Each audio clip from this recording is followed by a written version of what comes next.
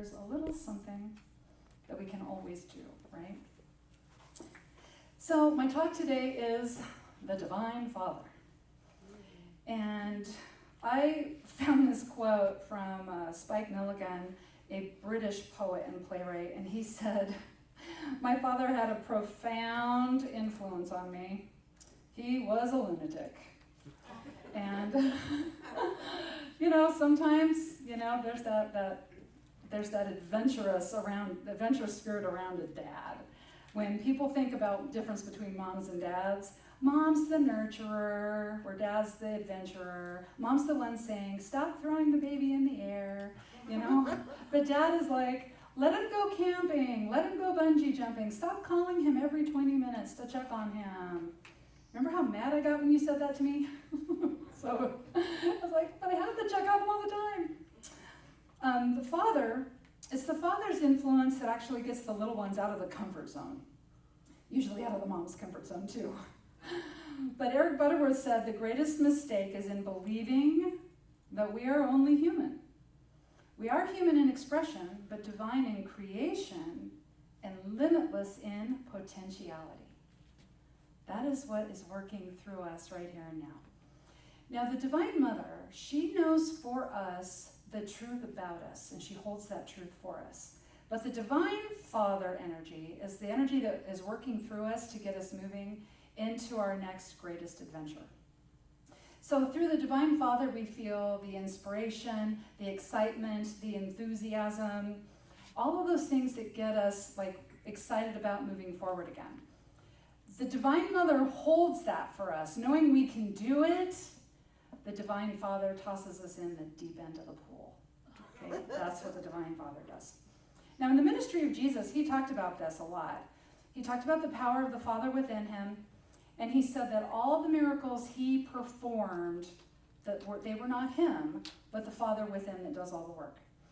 And so this was the importance of seeking first the kingdom, because it is when we seek first the kingdom that we are able to get in touch with the Divine Father by seeking first the kingdom of God. And so that's what Jesus was talking about, seeking first the kingdom within, right? Aligning with our indwelling spirit. Now, when we're looking out here in our lives at all the trouble that we've seen out here, what happens is we start getting affected by everything we see, because it's right there in our faces all the time. So we look out here and we might blame a circumstance and say, well, this bad thing happened, so now I'm unhappy. And this person did this thing to me, so now I am unhappy. But the hero's journey does not start out here. Okay, when we are focused out here on the pain and suffering and feel like we can't do anything about it and that it has to change, so then we can be happy, so then we can feel empowered. Okay, that's victim consciousness. The hero's journey starts within here, and actually the hero's journey is a lot scarier than being in victim consciousness, because it's us stepping into our power. And so I have a fairy tale I'm going to share today that is about the journey to the Divine Father, and it's called Hansel and Gretel. You might have heard it, but I'm hoping I give it a little spin today that you may not have thought of. But Hansel and Gretel lived with their parents, the father, the woodcutter, and their stepmom, at the edge of the woods, and they lived in poverty. And this was actually really common for that time, right? This is the early 1800s when the Brothers Grimm were writing these fairy tales. And there were a lot of people living in poverty. There were a lot of people who their families were starving. And so in the tale of Hansel and Gretel, their family's starving. So one night after Hansel and Gretel go to bed, the stepmom says to the dad, if we didn't have to feed them, we would have plenty of food. The father, who was kind of spineless, he just went along with it. He said, okay, he's not the Divine Father in the story. Okay, he's not. So he went along with it. And she's like, okay, so this is what you're going to do. You're going to take him out into the woods tomorrow, and you're going to leave him out there. The father says, okay. Well, Hansel overhears this plot of the stepmother. So he goes outside and he gathers up as many small stones as he can. He stuffs his pocket with them. And then the next morning, the dad says, hey, let's go for a walk out in the woods. And he takes his kids out into the woods and he leaves them. But what he didn't know is Hansel was dropping those little pebbles all the out into the woods. So when their dad left them out there, Hansel and Gretel turned around and followed the stones back to the house. They showed up at home, right as stepmom was serving dinner, and so she was mad because she had to give them half of the dinner. And so that night, she figured out what was going on. She figured out what Hansel did. So that night, she locks the children in their room so they can't get out of the house. And she tells the dad, you need to take them farther into the woods tomorrow. So the next morning, Hansel's panicked because he couldn't get outside to get stones. So he grabs his breakfast was a piece of bread. He keeps it, but he drops breadcrumbs all the way out into the woods. The dad leaves them way out there. And then they go to follow the breadcrumbs back, but the birds have eaten the breadcrumbs. So now they are truly, truly at the point of no return. So they go walking through the woods, and this is where they find the evil old lady's gingerbread house. And they start eating the gingerbread because they're really hungry now. They've been wandering around in the woods for a while. But she comes outside and she catches them. But she's like, no, come inside. I'll feed you a big old meal, and I'll give you a nice bed to sleep in. And she does that because her plan is, of course, to eat the children the next morning. But the next morning, the kids are very scrawny, and she thinks, I'm just going to fatten them up for a few days, and then I'll give it another try. Now, the evil old lady, she recognizes that Hansel is the one determined to get back home, so she locks him in a cage. Gretel, however, is so fearful that she just lets Gretel be her house servant for the time being. She knows Gretel won't run away because Gretel has that much fear. So for a few days, Hansel figures out how to trick her. I mean, she doesn't see very well, so she feels his finger to see if he's plumping up. Well, he found an old chicken bone, and he keeps sticking the chicken bone through the cage, and she feels the chicken bone. Well, she catches on, and she gets mad. So she's like, I'm just going to cook you guys up right now.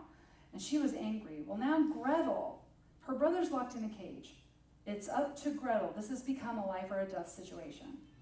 Gretel pushes the witch, or the evil old lady, witch, whatever you want to call her, into the oven as she opens up this oven to check to see if it's hot enough. Now, back then in the Grimm tales, ovens were like this big, right? You could hide in the oven if you had to hide, if it wasn't on.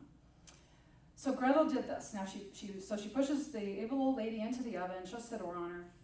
She rescues her brother out of the cage, and then she spies throughout the house, there's all this treasure, gold and jewels. So she tells her brother, yeah, come on, stuff your pockets. And so they stuff their pockets with all the treasure, and they decide to go home. So they leave, but they don't know where they're going, but they come upon a big body of water. They don't know how to get across, but Gretel sees a little white duck, and the little white duck is really close, and she says, little duck, here stand Hansel and Gretel, with no way to get across the water. Take us on your back. And the duck just comes right up to the shore and lets Hansel and Gretel get on her back. She takes them across the water. Hansel and Gretel go home.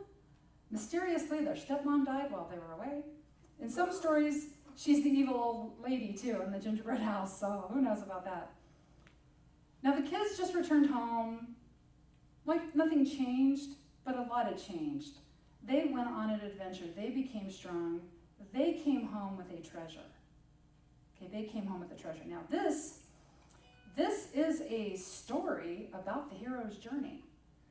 And in this story, Hansel and Gretel, they live in a family where their parents are deep in lack consciousness.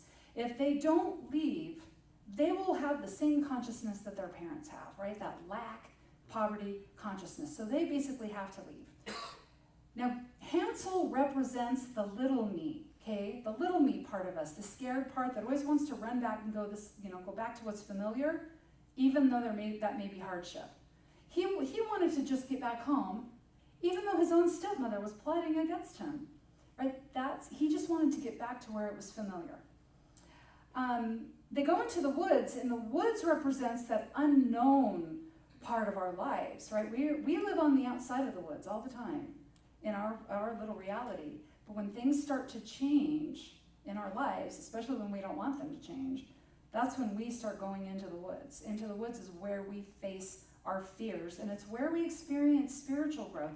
It's where we become stronger than we've ever been before. That's what happens when we go into the woods. Now, the gingerbread house. This is the distraction we find on our path. Okay, when we are growing, when we are moving ourselves out of suffering, there will be something that comes along to distract us back to the way it used to be. Okay, and that's what the gingerbread house represents.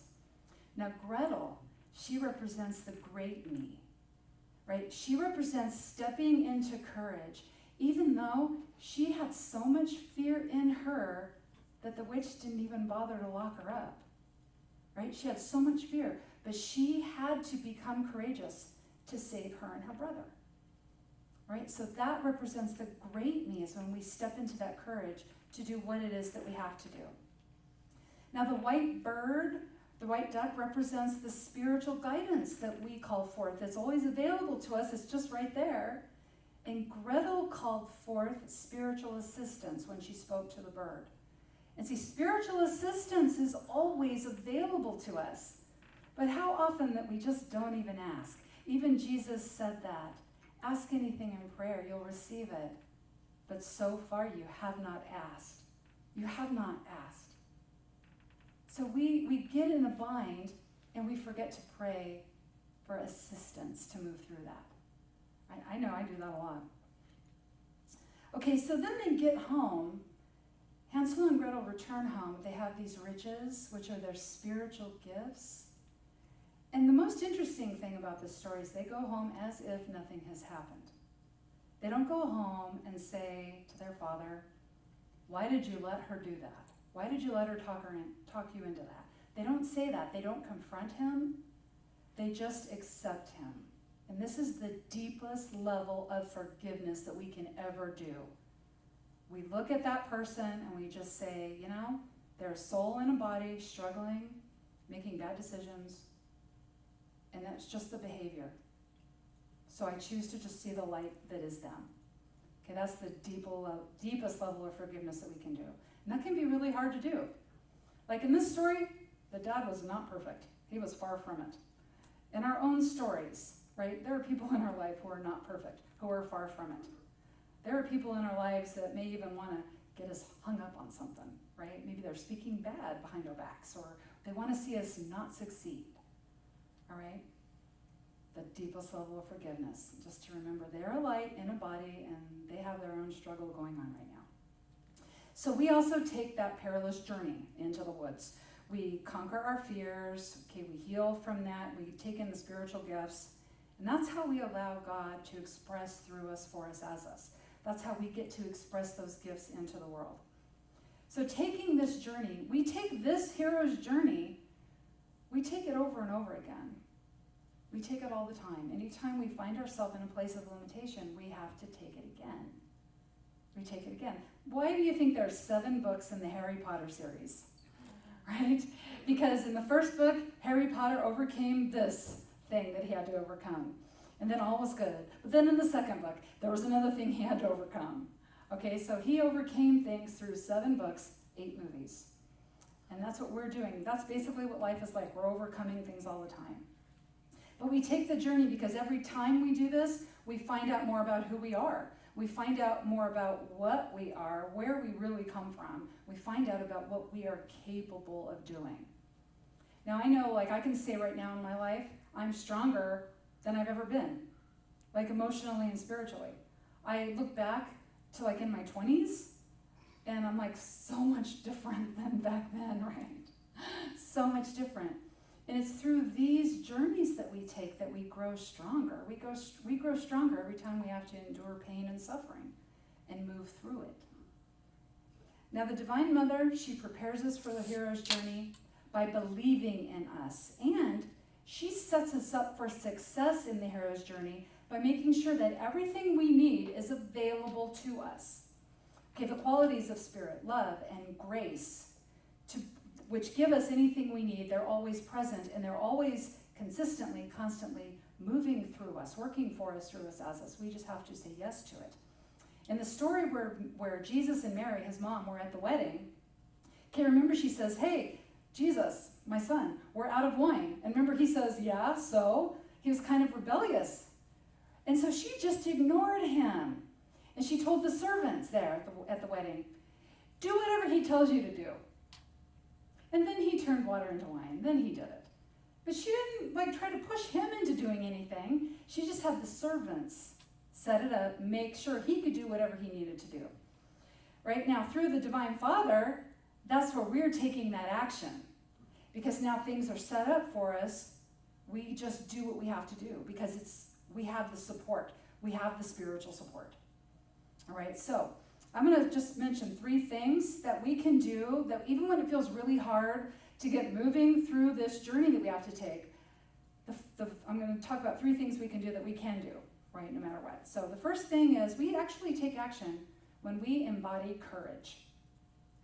Anytime there's a change in our life, a big change or a little change, it's all going to be hard. All of it's going to be hard. And it's always going to feel scary. It always just will, because feeling scared means we're in the woods. Okay, that's what's happened. We are in the woods. That's why we're scared. It's perfectly normal and natural to feel scared in the midst of this change. Courage is what helps us do what we need to do, even though we're scared. Okay, that's what courage is. It's not conquering. It's not like eliminating fear. It's not about eliminating fear. Eventually we overcome the fear because of courage helps us move past that. So then we could say, whoa, I did it. Okay, so courage helps us move forward, but the way we get into courage, we seek first the kingdom of God. We go into this space within us. We remind ourselves, okay, God is all things. God is everywhere present. God's everything that's ever been and ever will be. Everything in the unseen, everything I can see, and that means me. Okay, do this with me, okay? That means me. That means me. We're part of that. We have to be, because God is all. God is all things. When my first job out of high school, I got hired at a mortgage company, and I worked there for 10 and a half years. Okay, so I started this job at 17. I was there till I was 28, and I got laid off. Like 1/3 of this company got laid off.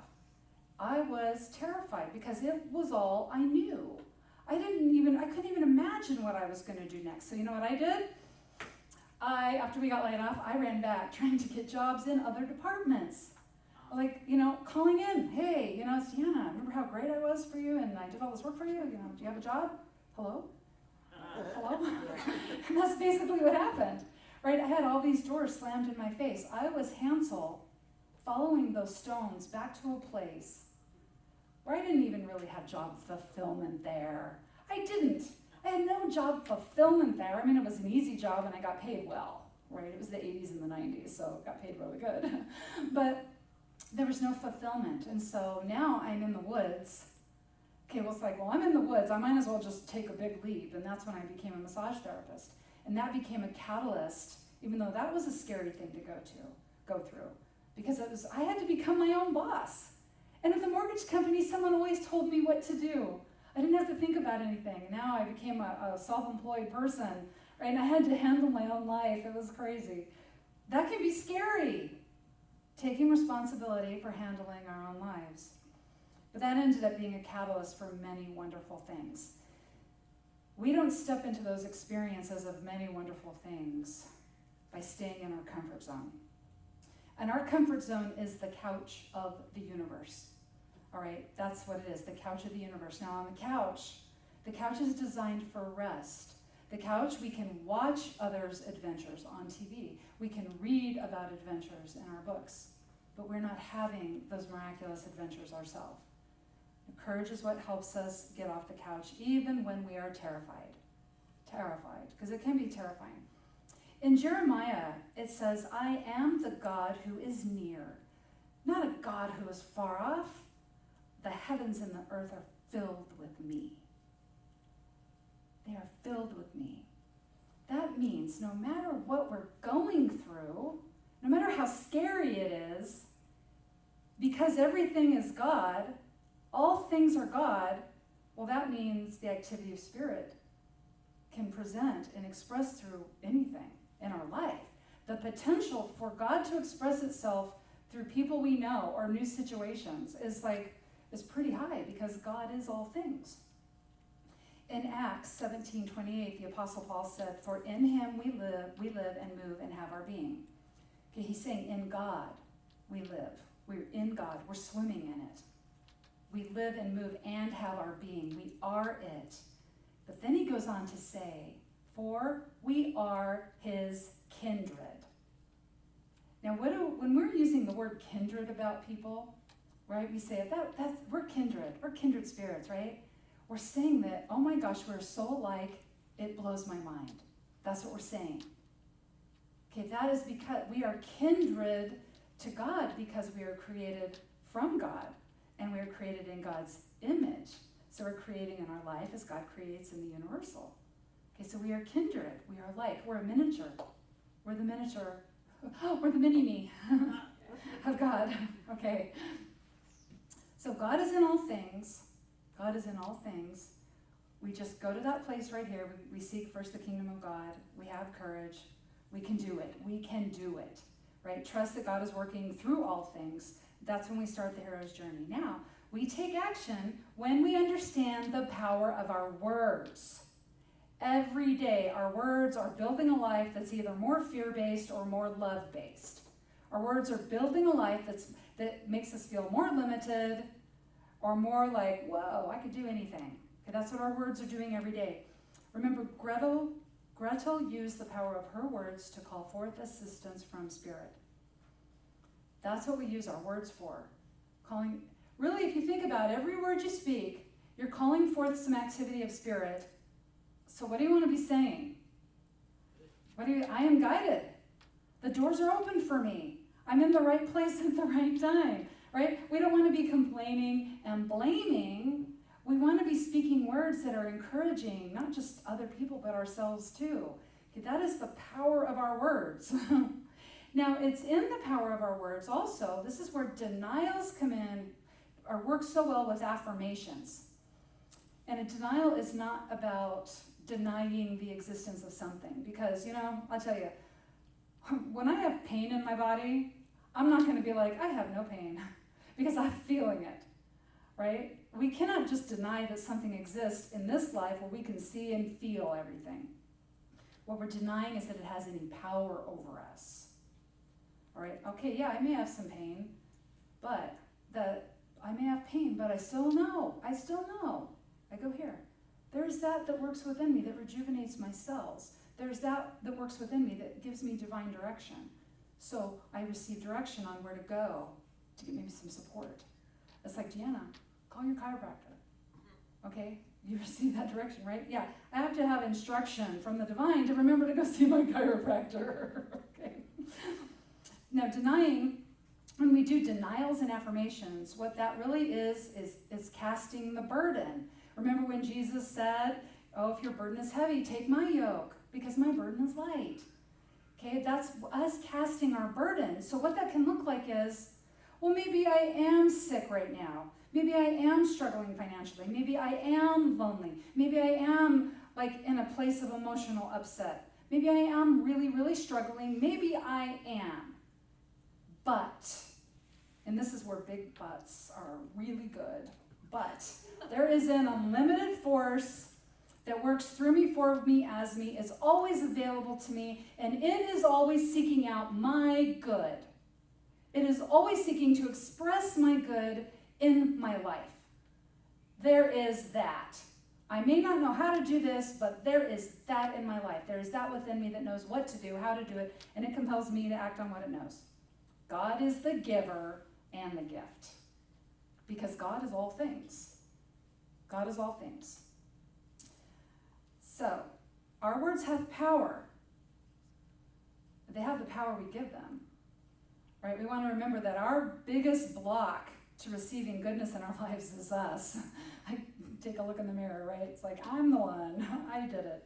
Our belief in limitation is the only thing that keeps that from us. So we seek first the kingdom of God. We go here. Okay, we step into that courage. All right, even though I know this is really scary, I'm going to do it anyway because I know what works through me, for me, as me, and it compels me to act on what it knows. And then I'm going to act on what it knows. I'm going to do what it tells me to do. And I'm not going to say, oh man, this is hard. I hate this. Why does the universe hate me? Okay, we're not going to say that. Why? And I've said that to myself, like, why does the universe hate me? The universe doesn't hate us. We take action when we embrace the idea of being a creator in our life. We have to embrace that idea, though. Remember, Gretel was so scared. She could be the servant. She wasn't doing anything, and she was timid, and she was meek, and she wasn't any trouble at all to that evil old lady until she took responsibility. And she took responsibility. She didn't take the blame, and that happens a lot in spiritual circles. Oh, it's my fault that this car ran into me. What did I do to attract that? Right? But you know what? Sometimes it's somebody else's fault. We were there, but we're not taking the blame for that. We're taking responsibility from where we are right here and now. Okay, yeah, maybe somebody ran into me with my car. So what am I going to do now? Am I going to go to the chiropractor? That sounds like a good idea. And that's what Gretel did. Okay, she took responsibility where she was in that moment, and she saved her and her brother's life. So we take responsibility for where we are now because there's the power that works through us, for us, as us, and it compels us to act on what it knows. Now the difference, we're receiving divine direction all the time, but the difference is that when we seek first the kingdom of God, okay, we go here, we're in a trusting space. This is where we have faith, reminding ourselves that we are part of that we are divine in nature because we have the indwelling spirit within us, and we were created in the image and likeness of our Creator. So this is where we have faith. So when we receive that divine direction, even though it may be out of our comfort zone and be kind of weird and different and kind of scary, we act on it. When we are not in this space, okay, and we're out here instead, looking at all the things wrong in our life and saying, you know, if this would just fix itself, I could be happy. If somebody would come and take care of this, because I don't know what to do, right? I don't know how to fix this problem or this problem. When we're out here, we still get divine direction, but then we say, well, I don't know how to do that. I don't know, that sounds scary. I don't think I'm supposed to do that, or it wouldn't be scary, right? If the universe wanted me to do that, wouldn't the universe just do it for me? You know, I can't do that. It's too big. It's too hard. I don't know how. Okay, that's the difference between being out here, being of the world, instead of just being in the world. Right? Or maybe it's the other way around. But we're here to be in this life and enjoy this life, but not get caught up in what we see and let the things out here take power from us. That's not what we're here for. We're here to take this power in. When we take responsibility for where we are right here and now, to be the creator of our life, this does not mean we have to know everything. It does not mean that at all. The only thing that we have to know is that we're trusting in Spirit to guide the way. Jesus said in John 14:10, the words I speak, I do not speak of myself, but my Father who abides with me does the work. Jesus acknowledged that it was the indwelling Spirit that did all the work, the Father within that did all the work. Every time he'd go do a miracle, he would align with that force. Because then, you know what, he performed the miracle without doubting, without worrying. He never said to his disciples, how am I supposed to raise a guy from the dead? Like, has anybody done that? Okay, he didn't say that. He trusted what worked through him, right? Just take up your bed and walk. That's what he said. Just take up your bed and walk. Just get up. Okay, he didn't worry about how that guy, he told the guy what to do and then left. He didn't sit there and like try to make everything work out for the guy, because Jesus trusted what worked through him, and he trusted what worked through everybody else. He trusted that. He knew this guy, if this guy on the ground would surrender to it, he could get up and walk. Okay, this is what Jesus knew. So there's that within. So we do not have to know how to do anything. All we have to know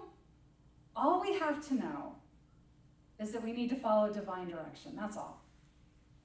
We listen for the divine direction, and we do that. One step at a time. We'll be guided to somebody maybe who can help us. Okay, we'll be guided, maybe we'll read a book. Have you ever had the experience where you go into a bookstore? I've had a lot of people have told me this. The book just flew off the shelf and I felt I had to read it. Right? I had that happen one time with a book rather unexpected. I went to the bookstore back when it was B. Dalton, and I wanted one book and it wasn't there, and this other book came off, and I was like, oh, fine. And I ended up loving the book. It was on angels, so it was pretty cool. Okay, so we just embraced the divine truth that we are creators too. We were created in the image and likeness of our Creator. We were not created to sit around and wait for the universe to do all the work for us, because the universe is responsive. We do something, and then the universe just does something. We take an action, and it takes an action, because it keeps giving itself to us. But we have to give back. So the hero's journey, in a nutshell, we're living in a life when there's some kind of a lack belief or a limitation belief. And that could be anything from, oh, I can't afford this new whatever I want. It could be, I just never seem to have inner peace. I don't feel good. I feel purposelessness, right? It could just be anything. But what happens is that we get to a tipping point where it just feels easier to go forward than to try to stay where we are. Like it's like being in a rushing river and clinging to the side and getting beat by the water and the branches that go flowing by, right? Sometimes it's time to just let go, right? And that's when we go into the woods. We go into the woods and we have to face our demons. This is where we face our demons. And our demons, really, that's the little me. The little me throwing out the doubts. Really, are you sure you want to try this? I don't think it's going to work. I don't think you're tall enough. I really don't think you're meant to be doing this. This is going to be really hard. Somebody else would be so much better at this than you. All right, I'll just go back where the evil stepmother lives who's trying to get me lost in the woods again. Okay, that's what the little me does. It just wants to discourage us and get us to give up. Those are our inner demons. So we come into this place here, right? We seek first the kingdom of God. We step into courage because we know there's that within us that's going to guide us through it. There's that within us that's going to help us fix this mess out here. Right? There's that within us that's going to guide us to do that, give us the divine direction to do that. It working through us is what does this out here. Then we return home with our spiritual treasure.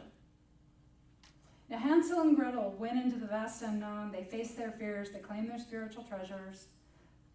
They became creators in their own life. Before King Arthur was king, he had to pull that sword out of the stone. He didn't know how he was going to do that. He knew he saw a bunch of other guys try to do it, and they failed. And he walked up there. He just trusted. He just trusted and just pulled it right out. Okay, Dorothy in The Wizard of Oz.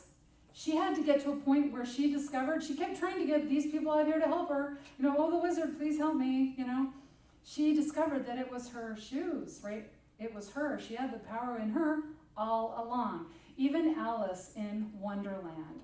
She had to face the evil queen of hearts at the end. She had to empower herself before she could come home again. Right? We're in a story like that right now. Right now, all of us, we're King Arthur, or we're Alice, or we're Dorothy, or we're Gretel, or we're Harry Potter, or Frodo. Okay, all of us are in that story right now, the hero's journey. We take this journey to discover what we are capable of. That's what we take this journey. We take this journey to discover what it is that works through us, for us, as us.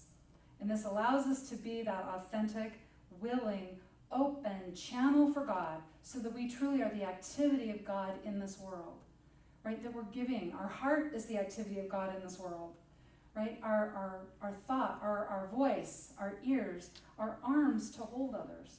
We are all of us, everything about us becomes the activity of God in this world because we open to that. We discover we are divine creators too. So, until next time, remember, you are the activity of spirit in a body. You are the heart and the hands of spirit in this world. You are a soul designed to do all this stuff. You were designed to do this. You are a soul designed for growth and goodness. In everything you do, you are blessed. And so it is. All right, now the Unity Band will join me up here, and we're going to do our offering. Yeah.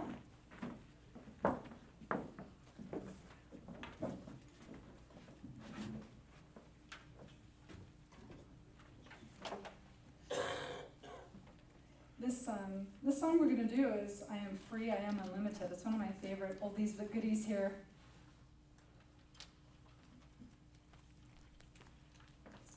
right, ladies, come on forward. We'll say our blessing together. All right, you ready? Okay. Divine love through me now blesses and multiplies all that I am, all that I have, all that I give, and all that I receive. All right, and then just feel free to sing along with this old Unity favorite. I am free, I am unlimited.